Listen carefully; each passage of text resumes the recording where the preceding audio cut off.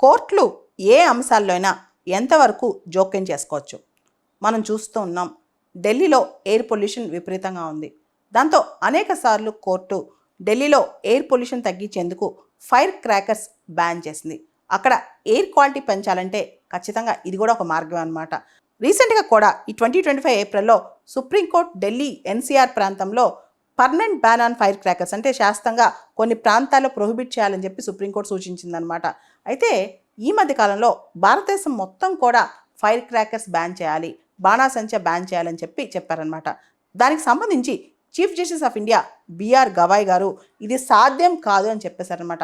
ఇది కంప్లీట్గా ఇంప్రాక్టికల్, పూర్తి స్థాయిలో దేశం అంతటా ఫైర్ క్రాకర్స్ బ్యాన్ అనేది సాధ్యం కాదని చెప్పి బిఆర్ గవాయ్ గారు చెప్పుకొచ్చారనమాట. ఇంతకుముందు బీహార్లో మైనింగ్ బ్యాన్ విధిస్తే ఇలానే మాఫియా రాజ్యం చెలరేగింది. అలానే మనం కనుక ఫైర్ క్రాకర్స్ అఫీషియల్గా బ్యాన్ చేస్తే దాని వెనకాల కూడా చాలా పెద్ద మాఫియాలు బయలుదేరుతాయని చెప్పి ఆయన ఇండైరెక్ట్గా వ్యాఖ్యానించారనమాట.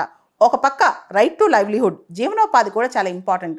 చాలామంది తమ జీవనోపాధి కోసం ఫైర్ క్రాకర్స్ ఇండస్ట్రీస్ మీద డిపెండ్ అయ్యారు. వాటిని తయారు చేయటమో, వాటిని అమ్మటమో మనం చూస్తే శివకాశి తమిళనాడులో ఇది చాలా పాపులర్ అనమాట.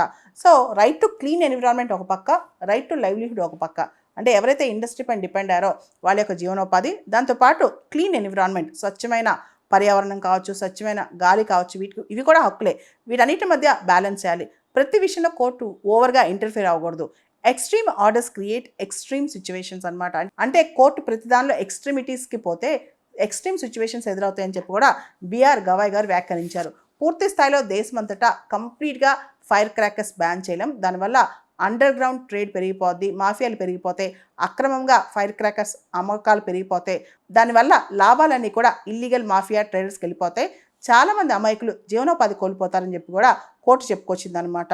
కోర్టు ఈ విషయంలో గ్రీన్ క్రాకర్స్ మీద ఎక్కువగా ఎంఫసైజ్ చేస్తుందన్నమాట. ఎవరైతే మ్యానుఫ్యాక్చరర్స్ ఫైర్ క్రాకర్స్ మ్యానుఫ్యాక్చర్ చేస్తారో, బాణాసంచా తయారు చేస్తారో వాళ్ళు నీరి మరియు పెసో దగ్గర నుంచి ఈ క్రాకర్స్ ఎన్విరాన్మెంటల్ ఫ్రెండ్లీ అని చెప్పి సర్టిఫికేట్ సంపాదించుకోవాలని చెప్పి కూడా కోర్టు సూచించిందనమాట.